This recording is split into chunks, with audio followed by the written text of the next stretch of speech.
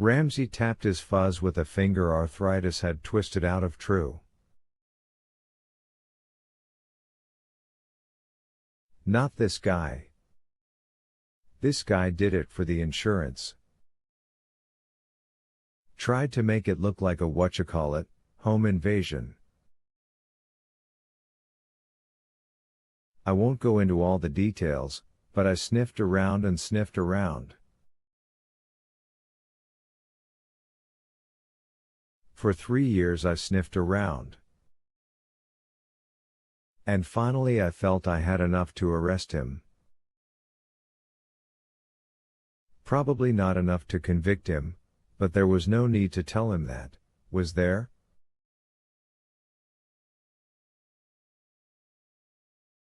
I suppose not, Darcy said. The coffee was hot, and she poured.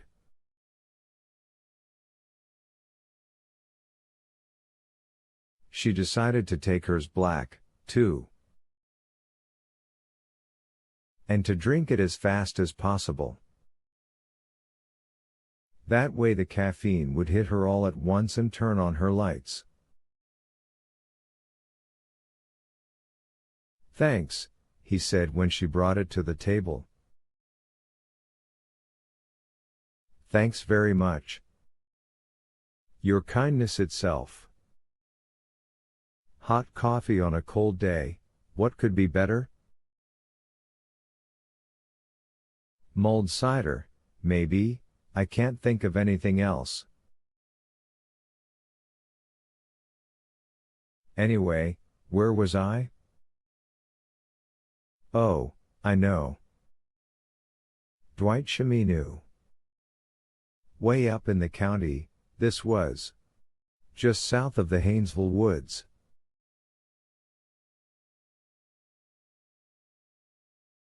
Darcy worked on her coffee.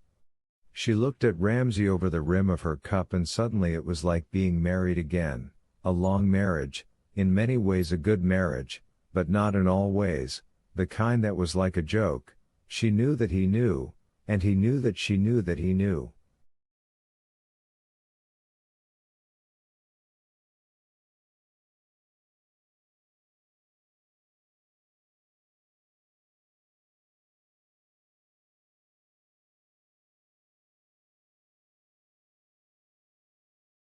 That kind of relationship was like looking into a mirror and seeing another mirror, a hall of them going down into infinity.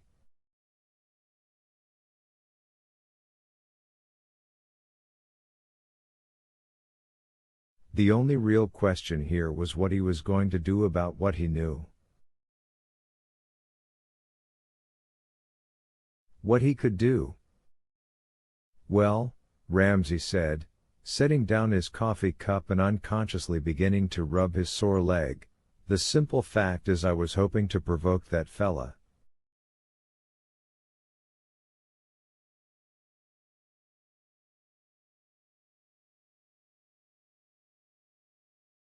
I mean, he had the blood of a woman and 2 kitties on his hands, so I felt justified in playing a little dirty.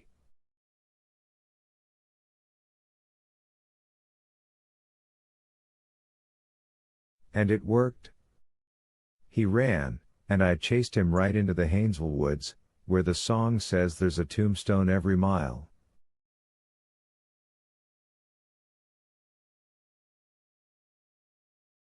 And there we both crashed on Wicket's curve, him into a tree and me into him.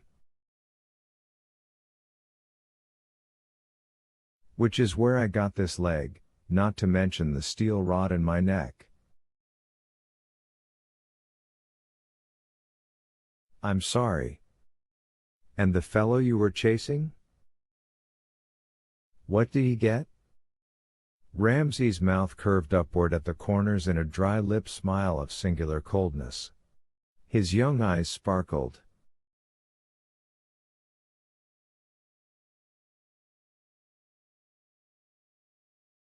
He got death, Darcy.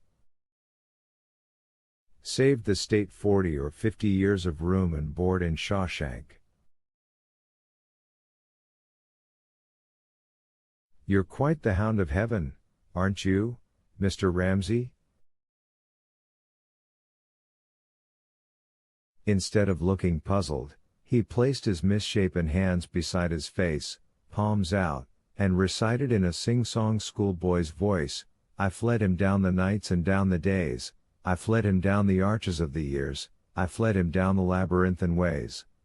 And so on.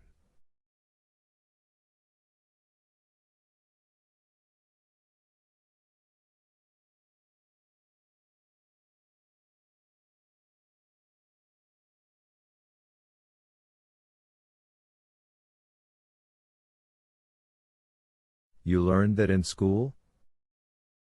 No, ma'am, in Methodist Youth Fellowship. Lo, these many years ago. Won a Bible, which I lost at summer camp a year later.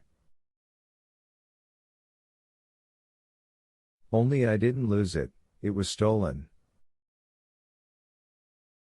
Can you imagine someone low enough to steal a Bible? Yes, Darcy said. He laughed. Darcy, you go on and call me Holt. Please. All my friends do. Are you my friend? Are you? She didn't know, but of one thing she was sure, he wouldn't have been Bob's friend.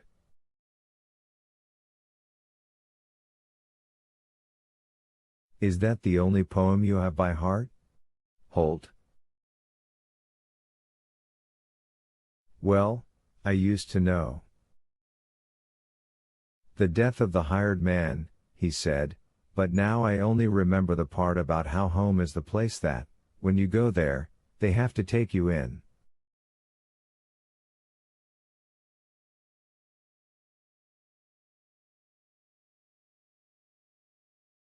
It's a true thing, wouldn't you say? Absolutely. His eyes, they were a light hazel, searched hers.